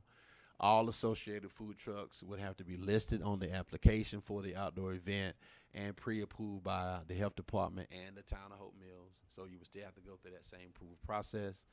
The food truck distance requirements of 50 feet away from another food truck are waived, because the nature of this type of event is that you want them kind of clustered together. So you'd waive them just for those, but it allows the trucks to be closer. You would put no cap on the number of allowed food trucks, and all other distance requirements would still apply. So that rodeo would still have to be 200 feet from a resident. It would still have to be a certain amount of feet from another brick and mortar restaurant, things of that nature. But it preserves, Dirtbag Ales is a perfect example. They're doing some farmers markets and rodeos. They're not in the town yet, but if they're in the town, that's, even though we have some issues with, the county and permitting, that event itself as a rodeo, I don't think that's a bad idea at all. But this regulation would allow them to still operate in that manner, because I do think that's a pretty good operation they're doing in terms of the farmers markets where they have vendors out there. Again, these are all possible regulations. In terms of the approval process, this is remaining the same. Your sketch plan must be approved by the town of Hope Mills staff. This is nothing different than any other zoning approval. If someone wanted to come, if the Girl Scouts wanted to come set up to sell Girl Scout cookies, they would still have to come get an outdoor event permit. So they would still have to come get some type of zoning approval in general. But that sketch plan allows us to make sure that the location is in compliance, and all those other things that we're putting in place. And this approval must be kept on the truck at all times. In terms of permits, everything references back. You would need that zoning sketch plan approval from the town. You would need the health department approval. The business license approval, we currently don't charge for that, but that allows us to track businesses in the same way we track any other business privilege license. And the fees will be $50. This would be that they're open? No, this would just be the fee for the zoning permit. So if a truck wanted to come and say they wanted to operate at Walmart, then they would have to submit a sketch plan approval for that location. It would have to show us in compliance, and that zoning permit would allow them to operate for the $50, but that's the only location. For how long? As long as, if you guys want duration of time, most of the times when food trucks are approved for a location, they're approved to be able to operate there every day if they wanted to. I haven't found any. The only place that I found that put durations of time restrictions was Holly Springs, where they put they capped it 2 times per week. The majority, and I have a slide for this too. Pinehurst, or I think Pinehurst used to have, they only allowed flowers and honey and stuff like that to be sold. But I think 2 or 3 months ago, they went full scale with theirs. They allowed food trucks on a regular basis, similar to what we're doing, but they didn't put any time restrictions. Ironically, that ordinance was pushed by a business owner. City of Fayetteville is where ours is more closely similar to, but I would consider ours to be a little bit more stringent. And again, the only place I saw they had restrictions on duration was Holly Springs, where they put duration on 2 days per week. I haven't seen anything that tells me a food truck has a desire to only operate 1 day. They pretty much want to be able to come as frequently as they want, but what we're doing here, which the Fayetteville ordinance does, is each location has to be approved. So let's say someone wanted to operate at Walmart and at another location. Each one of those locations would have to be approved. You'd have to have authorization and property ownership. You have to be in compliance with the regulations in terms of distance and things of that nature. You'd have to pay a $50 fee per location, but there would be no cap on how frequently you could actually come to that location, so long as you're in compliance with the business hours and things of that nature from 8 to midnight and 8 to 9. Excuse me, sir. Yeah. Are you, I'm sorry. Go ahead, Ms. Pat. You want it? You were speaking of Walmart, okay. The property out there on the corner, that's where a lot of the nonprofits go for fundraisers. If that property is owned by Walmart and they approve a food truck to go in there, do they still come through us? Yeah, every approval of a food truck location still has to come through us. It's just no different than Salvation Army wanting to do a fundraiser in the Walmart parking lot. They would have to come through us and get a permit for that duration of time, for that weekend or for that date. So a food truck would have to do that as well. It's just that I haven't found anything other than Holly Springs to actually put caps on duration in terms of the number of times a food truck can operate on a piece of property. Next question. Okay. That $50 fee, does that cover them for if they wanted to go to Walmart today and somewhere up on Legion Road tomorrow? Each one of those locations would have to be approved by us. There will be a $50 permit fee for each one of those locations. Okay. But those will be the only locations they could operate will be the location they were approved for. So it wouldn't be in a situation where they could just come and operate any and everywhere. If they have 4 locations, they have to come in and get each one of those approved. Each one of those locations would have to be in compliance with these regulations.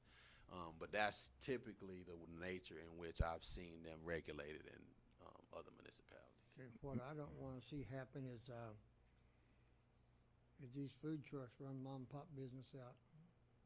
So what does our mom and pop businesses pay per year for a license to run a small business? If you had a new business that came along, and let's say it was a new restaurant, that zoning permit fee, from my standpoint, would just be $50. They would still have to get the approval from the county from a site plan approval process and things of that nature, but the fee from my standpoint, from a zoning standpoint, would be the same. They would have to basically pay that. Now, I think we did increase our fees for to 75 for commercial, and it used to be 35 residential. Now it's 55. I mean, now it's $50 residential, but the permit that a restaurant would have to pay from a zoning standpoint would be similar to the permit that the food Yeah. truck would have to pay. And we don't charge for business licenses because it's illegal now. Yeah. You cannot, by law, charge for a business license. We do have a business registry, and that's $20 or $25, I believe. It's something nominal, yeah. Yeah, it's a nominal fee, but that's once a year for a registry, and that's only so that fire inspections can be conducted. You know, the fire department is aware of a new business, and so we can keep up with them, because since we lost the privilege charge, license, yeah. we don't have any way to keep up with businesses. That was my So- next Fee for that is question, just how a we maintenance track fee. It's them a now. maintenance fee, yeah. Okay, So But- there is no other fee that a restaurant pays the town. Madam Mayor. Yes, sir. Chancellor, let me make sure I'm clear how I understand this. So a food truck wants to operate, so they start off by coming with a sketch plan, which you have to get approved. Then the health department. Then they have to pay a permit of $50. Not in that order. Technically, they would come to us. Walk me through the They process. would probably have to go to the health department first. Right. Because part of my approval process requires Validate. to have health Yeah. department approval. So if Mr. Legg wanted to start a hot dog food truck, Yeah. he would go get approved by the county, and then he'd come to operate, because that county approval allows him to operate anywhere in the county so long as he's under those municipal regulations that are in place. So let's say he got approved from the county, and he wanted to go to Fayetteville, he'd have to comply with Fayetteville's ordinance. Let's say he wanted to go to Eastover, and Eastover had ordinance that was different from Fayetteville, he'd have to comply to that. But when he comes to us, He would have to show us the approval he got from the health department. Yeah. He'd have to submit a sketch plan, Right. which is a site plan that Right. allows me to ensure that these distance regulations, Yeah, things that yeah, are placed are in compliance, and then he'd pay a regular fee like any other business would pay. And that's where my question is, right there. Mhm. So, this truck can operate indefinitely in the same location from 8 to midnight, as many times as they want. All you have to do is pay the $50. That would be no different than any other business. Except they pay taxes. That would have to be. I said, right, That's I'm not going there. something we That was regulate. my follow-up. That's where I'm leading. That's where I'm going. But I would say we don't regulate the taxes on Yeah, we payment don't. of taxes on businesses in any way. See, that's where I was going with this, Chancellor. Is the $50? The truck can come as many times as they want. If, at this time, we haven't recognized to Oh. the audience to speak. I would say the answer to that, So wait from till. from a zoning standpoint, I do not regulate payment of sale taxes on any business of any kind from a zoning standpoint. The approval process for this will be no different than any business. So if you're asking for, can this particular entity or that particular entity operate perpetually, Yeah. that would be no different than someone Yeah. building a brick and mortar restaurant. Yeah. They would have to come in, they'd apply for a zoning fee, that fee would be $50, and Well, sales tax is the difference here. sales Between- tax is different. I'm saying we between the don't- brick and mortar and the food truck. I agree. The sales tax is different between Yeah. the brick and mortar and the food trucks. I'm saying from a zoning standpoint, which is what we're talking about in compliance with zoning regulations, we do not govern the sales taxes at all. Do you think that's Um, fair to the brick and mortar? I think one of the things we do to the brick and mortars to at least mitigate some of the negative impacts is the distance requirements. I also think there's a understanding that people need to have between brick and I don't know about mortars. that, Excuse me, what Chancellor. are we talking about, the sales tax? I'm not Ah. understanding. I don't, Yeah. but That's not even based on actual results anyways. That's some gyrated formula at the county level. And I will say, there is a relationship between brick and mortars and food trucks that maybe a lot of people may not be aware of. If you want to operate a food truck to be in compliance with the health department, you Uh-huh. have to have what we call a commissary, which means that you have to be affiliated with an existing brick and mortar that Mhm. allows you to actually prepare foods out of their kitchen. Right. There are situations I've researched where you have food trucks that actually have generated enough funds to actually open up a brick and mortar restaurant. You've also had situations where you've had brick and mortar restaurants that have realized they can further their reach into areas that they normally couldn't operate by establishing food trucks. I will say that there has never been a time in any municipality I've researched or even worked in 18 years where there has not been a contentious conversation in the beginning stages of introducing food truck Right. regulations. Greensboro was a war. I sat right through the middle of it. But I'll tell you, when Natty Greens, which is a craft beer brewery, downtown Greensboro, is massive. When they realized I can run a Natty Greens food truck, they went away. I'm not saying that it's in support or in opposition to food trucks. I'm simply saying that it is realistic to have some type of friction in the beginning Right. stages of these conversations. That's the reason why you want to have a realistic system of controls that allow for the brick and mortar restaurants. That's why I put certain things in there that you can't get authorization of property ownership to circumvent the distance requirements. I think City of Fayetteville may have a loophole in theirs. I know people that actually run some brick and mortar restaurants in Fayetteville that I think there is some enforcement issues because some areas are allowed to operate right across the street if you got authorization of property ownership. I'm not allowing that in our ordinance. My point is that's in place to protect the actual brick and mortar, so you can't just pull up an Italian-based food truck right beside Samuel's. But we also have to make sure that we're not regulating in a way where it makes it adverse for them to operate. Some of the areas I researched as well, the brick and mortar restaurant that was established as a result of revenues from a food truck was established in the area that the food truck got most of their business. Right. So Right. if we're saying we're trying to get food trucks to come to Hope Mills, and we're also saying that because of the pulse that I see, that I'm getting some feedback from a desire to come here, there's a possibility that we could possibly end up with a unique restaurant here because a food truck operated here and realized that they have a market for their type of service. That doesn't mean that there aren't any concerns. I'm saying this work session is here to see what kind of conversations. I think you have a couple food truck operators here in the audience as well.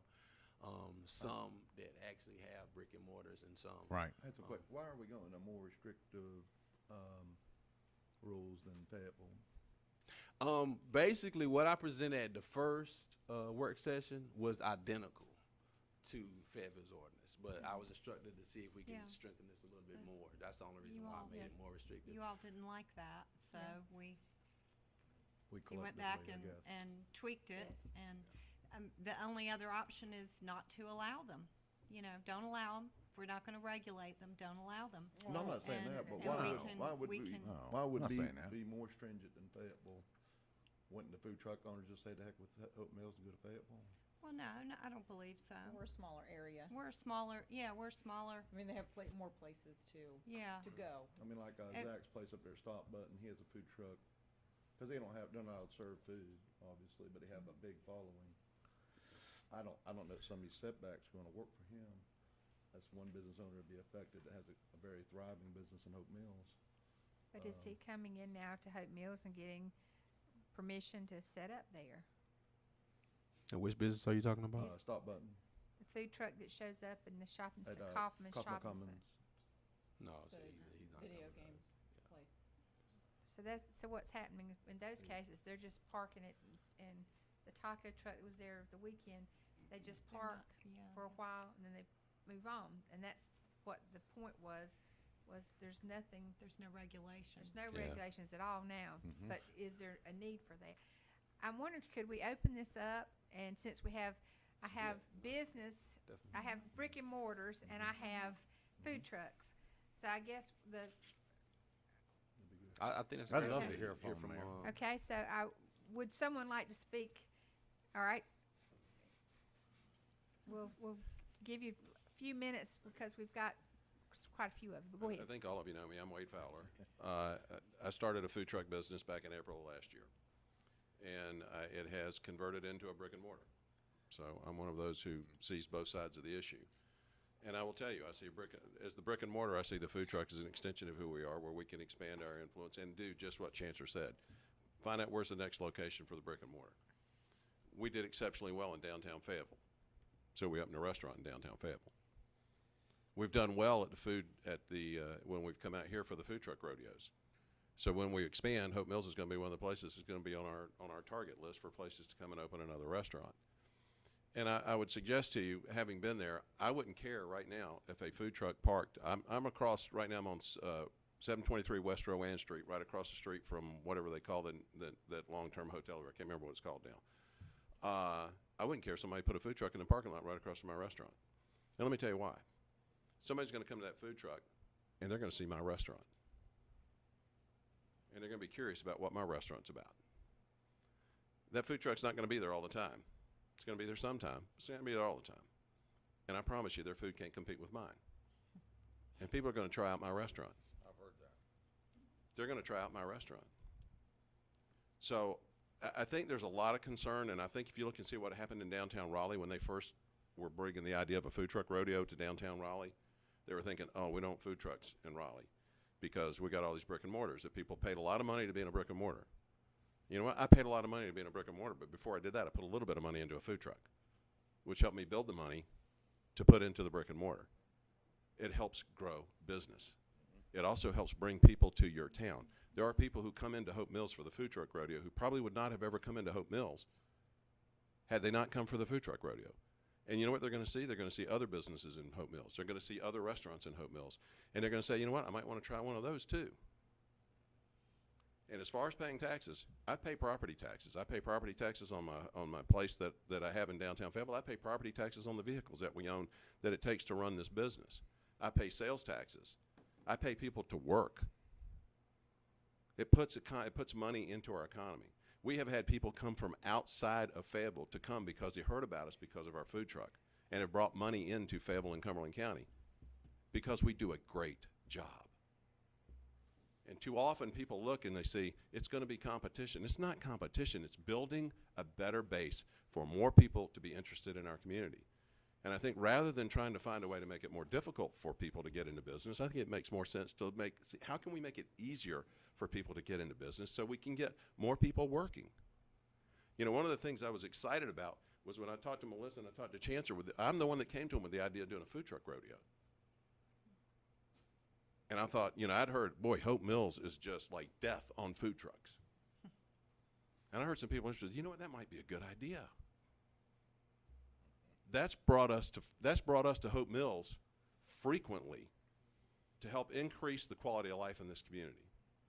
But I promise you, I don't believe we're hurting, I don't know, maybe I'm wrong. I don't believe we're hurting other people. So I can tell you what, food trucks that would park across from here are not gonna hurt my business. They're gonna bring more to me. So I'd like you to kind of think about it in that light as well. But we've pumped a lot into sales taxes and prepared food taxes, the extra 1% that we have to pay into the county, that has helped this county out. And if you go to some of the major cities, I was up in Minneapolis, Minnesota for PwC. And by the way, if you've got problems, this is a little side moment. If you got problems with utility poles, you please let me know if you see them on utility poles, because PwC has the legal authority to go after these folks if they're on our utility poles. But bottom line is, I went up to Minneapolis. They're parked in the streets there. The restaurants didn't care because they brought more people out down the street. And if it's raining, guess what? I don't care if the food truck there or not, they're gonna go sit in a restaurant. So we offer up, you know, basically our comment to our folks is you get a food truck environment in our restaurant without, you know, with a climate controlled environment. But please don't think that the object of the food truck is to take business away from somebody else. It's to build business up all around the whole area so that we all benefit. Thank you. Someone else? I agree 100% with this gentleman, only I'm a little different. I actually own a brick and mortar here in Hope Mills, and I have 2 food trucks currently in operation. And it doesn't scare me. I mean, you eat the same place every day? Nope. Any of you here eat the same place every day? Nope. I do. So please, stick a food truck next to mine. It's more advertisement for me, to be honest with you. I mean, you get it. You understand. I mean, I just want a shot. That's it. Once I get you in my building, then good luck to everybody else. But at the end of the day, I mean, there's nothing on this thing that scares me. Not for a minute.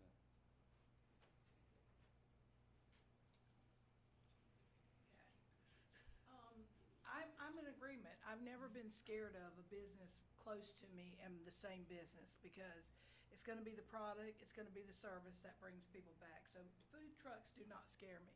But what does bother me, being a vendor for the city of Fayetteville, I do know that I have to show proof of, you're allowing these trucks to come in and getting permits, but they're not, do you know whether they have liability to cover for anybody who gets sick?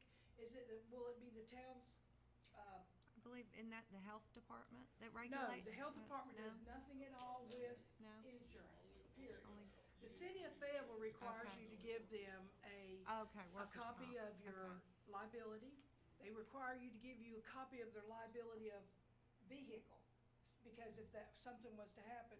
And they also require you to give, why? I don't know. I mean, I had it, a copy of workman's compensation. Okay. So these are things that I think if you are allowing them to come in and you're making them get permits, they need to have these things in store, because what's gonna happen? Can they come and sue you because you allowed them in your town? You're asking them to come get a permit? That's the things I'm thinking about. And it does bother me. I hope that all these food trucks are paying these sales taxes and their beverage. It does bother me that, and I know you say you have and you don't in zoning, but to the brick and mortar, anybody that does have the business that is paying all these, well, some of them aren't paying it either, I know that. But I think that as far as regulations, that needs to be a part of it. That's just where I feel. But as far as food trucks coming in, that doesn't bother me a bit. I'm not worried about that. I'm worried about my product and my, my customer service. But I do have a concern of the liability and all the things that we also have to have. I have to have it with the food truck, and I have to have it on my business. I send the town a copy of, my insurance showing what I get, and I just think if you're opening it up that way, and you're allowing it to me, just a little bit of regulation. Don't put it on them hard, because it is hard. In Fayetteville, I know that through the county, and this has been a couple of years ago, I paid $80, but it was a year-long permit. So I don't know, do they still have that? Do you know the city of Fayetteville? I have seen, I don't know if the city of Fayetteville has, but I have seen some areas that require these permits to be approved annually. But I don't think $50 every time they set up is fair. I mean, I wouldn't, but I think a one-time fee would be fair. But that's just my opinion. I'm not worried. Yeah, city of Fayetteville does that. I would like to clarify too, the $50 is just for the permit to operate. It's not a $50 per setup. It's just when you come to get your approval. But if it's each different location, if you're They gonna don't do operate that, do like they? 3 different locations in the area, and with Fayetteville, what we did, we paid a permit to, to You operate. list the And then locations each on that. location, we would just go in and show them the location that it Yes. met the requirements, that it was far enough away. We'd do a site plan that shows it's far enough away, distance-wise, it meets all the other permutations, and they say, okay, yeah, that one complies, you can go ahead and use that location. There And you wasn't an use the additional same permit. $50 that time. Yeah, you use the same permit. Okay. That makes sense. I think what Mr. Fowler said makes sense. What you're basically getting is a permit fee to operate in that town. And I guess you're saying with every different location, so long as that fee has been paid for you to operate and that location is in compliance.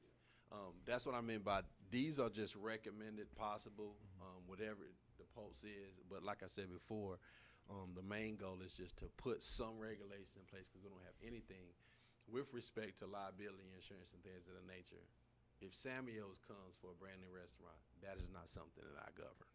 I govern the zoning approval, the compliance with the zoning regulations, and that's basically it. I'm not saying that a brick and mortar shouldn't have to pay sales tax and things of that nature. I'm just simply saying the authority that I have through the ordinance only regulates the zoning regulations. I don't have any control over Okay. liability Chef insurance. Glenn, and did things. you want to speak? I think Chef Glenn wanted to speak also. It's in compliance. Okay. Can you come up to the mic, Chef Glenn? I don't do the street corners, I don't do those type things. I'm all festivals and food truck rodeos, and I know the city of Fayetteville, and I know that Hope Mills where it is today.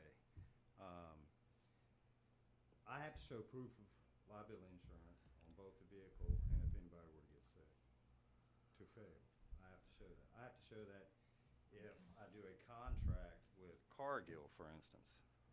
I'm not on the roadside, I'm in their facility, but I have to prove that I have all these things taken care of.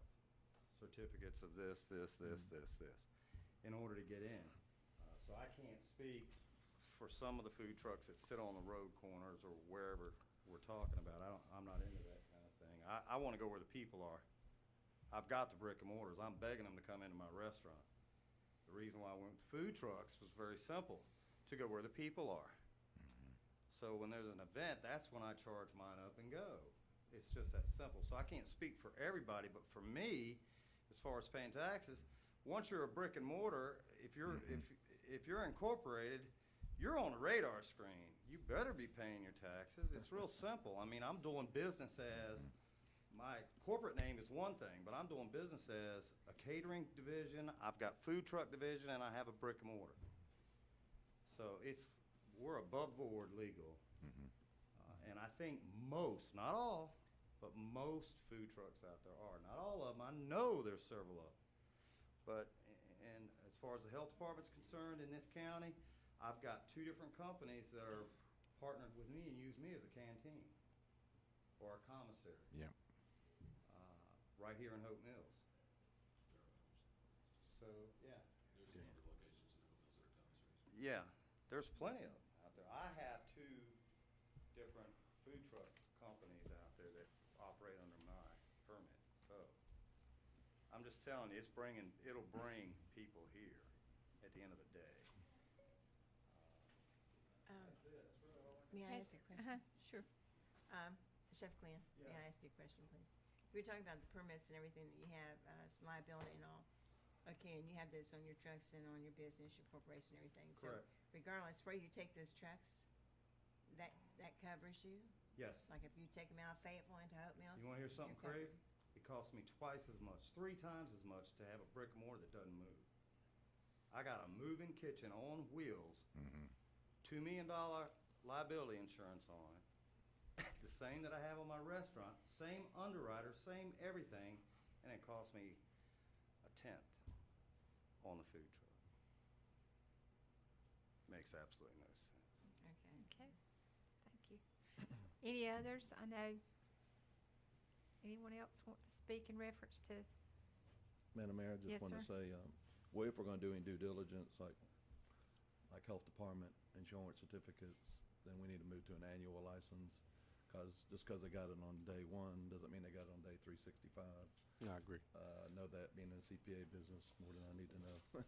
Now, one thing I do with the food truck rodeos is at the beginning of every season, I contact the health department to get their current list of approved trucks. Because they basically told me that the event itself doesn't have to be approved by the health department, but so long as I pull my trucks off of that list, I'm fine. But I get a new list about every 3 or 4 months. Just like if we're having one in August, someone that was on the approval in April or February this year may not be in compliance anymore. But again, I don't have any issues with any realistic system or controls that you guys have. I'm glad. I'm in favor of regulations. hear it, I don't want us to be more restrictive than No, I agree. Fayetteville. Because at the end of the day, as I said before, restaurateurs are going to raise their game.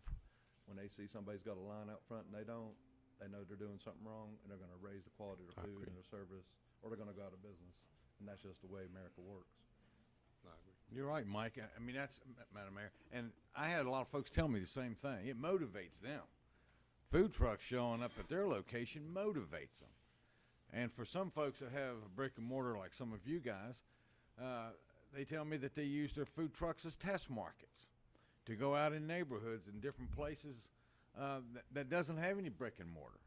And they'll test market their products that way. Sometimes they'll buddy up with 2 or 3 different food trucks and go out and give an opportunity for different products and see what people really want. And it works out very well. I mean, I'm in agreement. I think we probably should do the annual renewal. But a lot of folks are going to buy products from the food trucks. The brick and mortar are going to see them, and they're going to be motivated to increase their products as well. Everybody wins at the end of the day. $1 million question. I think the only thing that I hear different from what we have here is where you're asking for the health department issue and the sketch plan, that what we would want to add to this would be those liability papers showing that they have insurance. I think The that's workers' what I'm comp, hearing yeah, that's and different liability. from Fayetteville. That- This annual license, not a per event. No, the permit would be for the year, Yeah. but the other information would also probably fall into that bracket for a year, because usually I when think you they should have to purchase submit those that every things, year, yeah. just with everything else. So- Because you're right, liability insurance can fall Madam off. Mayor, Yeah. ma'am, Yes, sir. how would the charges for the permits and things be done? I mean, they would be done from a year from the date you bought it? And here's the reason I ask. I hunt in West Virginia a lot. Their hunting license run from January 1 till December 31. If I go ahead and buy my hunting license on Christmas Day, I pay the whole year's fee. I don't get a discount. I only get to use it a few days. Or I can buy it January 1 and use it for a year. So would these run from January 1? I think it'll be annually? too complicated to do it that way, because if you got a food truck that comes in March, I think you basically make it 1 year from the date of their approval. Correct. And Yeah. so every And that would put the onus on me to track it. So I would basically create a database and then track the approval times. But from 1 year from that particular approval date, and that's when you have to come back into compliance. We would do certain things to notify them, I guess, leading up to that time period, things of that nature.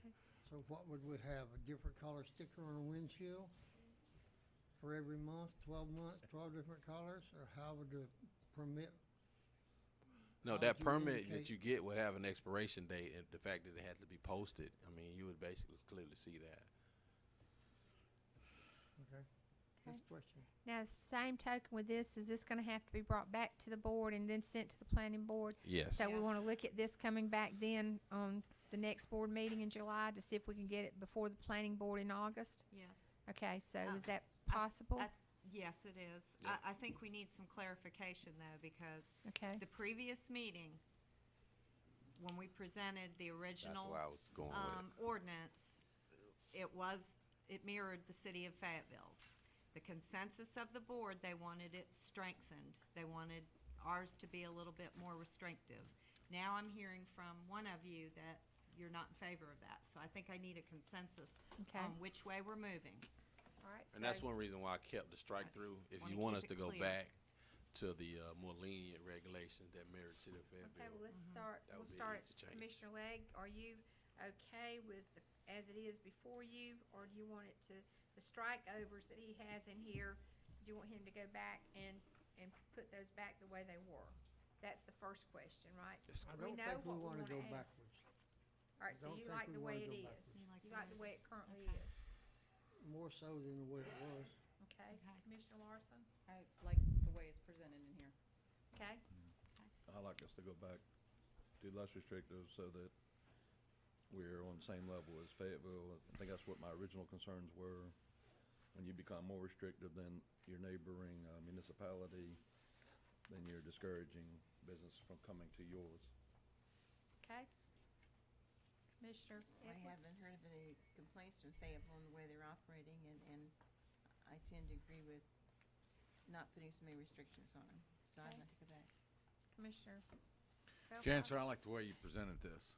I really do. I think we just make some additions to it. I think we're good. Okay, so. But I would also like to ask those that spoke tonight, how you feel about it. I really would. Do you Commissioner like Bo- this presentation? It's eminently workable. The one thing I would say is anybody that would complain to you about having to show their liability or Yeah. their other insurance, you don't want them here. You don't want them here. You know, the only thing that I saw that might be considered a little bit more difficult is, you know, if you were gonna operate at a couple of different locations to have to pay at every time each time to be permitted to work in the city. That's the only thing. Yeah. So that one-time permit that's an annual permit makes good sense to me. Okay. Commissioner Bellflowers, are you for less restrictive than Fayetteville or more restrictive? I'm good with this. The distance I'm good with is this. 50 feet worth of difference, you know, I'm good with, it's not. I'm good with the presented plan. That's not a thing that's gonna drive somebody crazy. Right, You know, right. it's just, And I have a restaurant owner back here that's, wants to just say a word. Just, well, we didn't, okay. Oh, yeah.